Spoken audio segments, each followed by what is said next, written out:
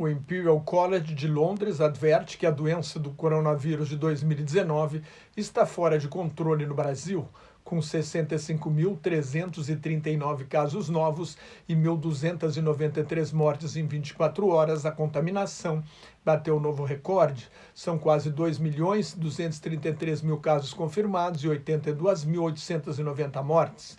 A taxa de contágio é maior em Minas Gerais e nas regiões sul e centro-oeste. O estado de São Paulo, que tem o maior número de casos e de mortes, registrou um recorde de 16.777 infecções num dia. Na Argentina, na Colômbia e no Peru, os índices de contaminação são ainda piores. A Argentina teve mais 98 mortes e 5.782 casos novos num dia, um recorde de infecções, 90% na cidade e na província de Buenos Aires. No mundo inteiro são 15.390.000 casos, mais de 630.000 mortes e 9.367.000 pacientes curados.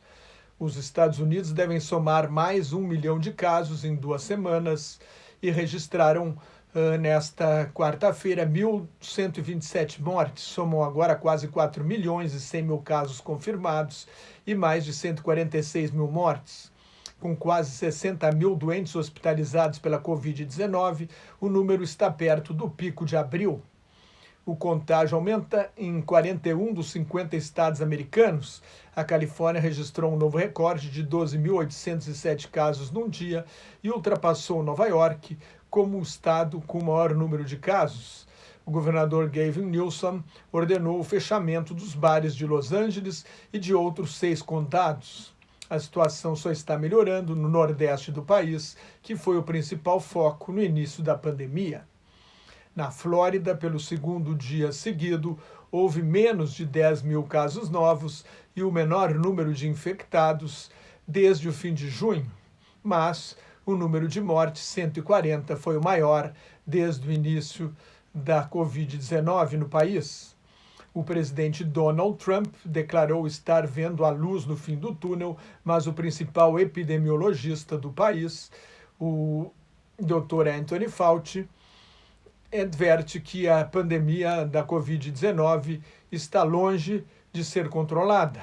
Uma carta assinada por quase 3.500 especialistas em saúde pública afirma que as tentativas de marginalizar pesquisadores de altíssimo nível, como o Dr. Fauci, são uma aberração perigosa. A Espanha tem 224 surtos ativos da Covid-19. A região da Catalunha, no nordeste da Espanha, registrou mais 721 casos da doença nesta quarta-feira, quase 3/4 na cidade de Barcelona. O outro surto é na região agrícola de Segrià, com capital em Lleida. A Organização Mundial da Saúde alerta para o aumento da contaminação no sudeste da Europa. A Romênia teve um recorde de 1.030 casos novos em 24 horas, somando mais de 40 mil casos e 2.010 mortes. O estado de emergência, iniciado em 15 de maio, foi prorrogado por 30 dias. A Alemanha obrigou os frigoríficos a contratar funcionários diretamente, em vez de subcontratar para evitar surtos como que aconteceu no frigorífico da Renânia do Norte-Westfália, atribuído a condições precárias de trabalho. As isenções a empresários e a tripulações de companhias aéreas que não precisam ficar em quarentena foram apontadas como a causa da terceira onda de contaminação em Hong Kong. O governador do estado de Vitória, na Austrália, atribuiu o número de casos ao fato de que 90% dos doentes não estão se auto-isolando. Os Estados Unidos prometem quase 2 bilhões de dólares, quase 10 bilhões de reais ao laboratório Pfizer e à empresa de biotecnologia alemã CureVac para comprar 600 milhões de doses de uma vacina em desenvolvimento. As primeiras 100 milhões de doses seriam entregues ainda neste ano.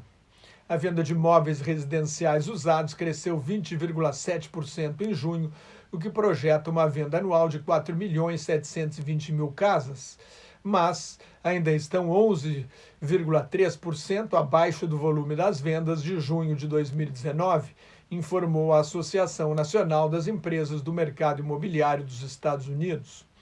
Com o aumento do trabalho em casa e a venda de jogos, a Microsoft teve um lucro de 38 bilhões de dólares, mais de 194 bilhões de reais no segundo trimestre, um aumento de 13%. Já a companhia aérea United Airlines, um dos setores que mais perdeu, teve um prejuízo de 1 bilhão e 600 milhões de dólares, cerca de 8 bilhões e 186 milhões de reais. No segundo trimestre, foi o pior resultado em 94 anos de história da companhia aérea. Até setembro, a United espera retomar 35% dos voos. Na sua coluna no jornal britânico Financial Times, Philip Stevens argumenta que a pandemia oferece uma oportunidade para reconstruir a fé na democracia. O custo humano, econômico e social é enorme. O preço será pago em longo prazo. Os neopopulistas que surfaram na onda de desemprego da grande recessão de 2008 estão prontos para fortalecer o autoritarismo, que aumenta em vários países do mundo durante a pandemia, mas o fracasso de líderes como Donald Trump, Boris Johnson, Narendra Modi, Jair Bolsonaro, e o sucesso de regimes democráticos, vários deles em países liderados por mulheres que apostaram na ciência e na razão, lançam as bases para um novo contrato social.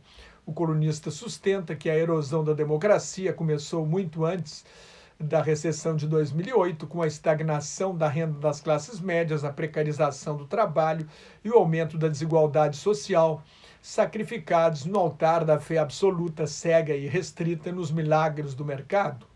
Quando a democracia não teve resposta para esses problemas, os populistas acusaram as elites políticas e os imigrantes de baixa renda. Se os eleitores não poderiam garantir um futuro melhor para seus filhos, caíram na sedução barata de propostas simplistas e promessas vãs para problemas complexos. O coronavírus desmascarou os falsos profetas do Apocalipse e revelou as profundezas da desigualdade social, o abismo cada vez maior entre os super ricos que ganham bilhões de dólares num dia, enquanto milhões perdem o emprego numa semana. A ciência, a competência, um Estado eficiente e a igualdade voltaram a ser as grandes preocupações do eleitorado quando vota para escolher seus líderes. O blefe, as notícias falsas, a manipulação da informação e as bravatas não derrotam o vírus nem criam oportunidades. A expectativa em curto prazo é de recessão profunda, desemprego em massa e déficits públicos elevados. A fórmula de cortar impostos, reduzir direitos sociais e deixar o mercado escolher os vencedores fracassou na grande recessão e não é resposta para os problemas agravados pela pandemia. Um novo contrato social precisa punir o rentismo, aumentar os impostos sobre a acumulação de capital, proteger o trabalho, investir em saúde e educação para todos e garantir uma renda mínima também para todos. Não há soluções mágicas para vencer a Covid-19, mas é uma oportunidade para resgatar a democracia e criar uma sociedade mais justa. Se a pandemia mostrou que estamos todos no mesmo barco, com um inimigo comum e invisível à espreita, não é jogando gente no mar que vamos chegar a um porto seguro. Mais notas e comentários sobre política internacional no meu blog Globalização em Crise, que está em nelsonfrancojobim.blogspot.com, no meu Twitter e no Facebook, onde agora eu participo do grupo Quarentena News. Cuide-se, fique em casa se não tiver nada muito importante a fazer na rua e muito obrigado pela atenção.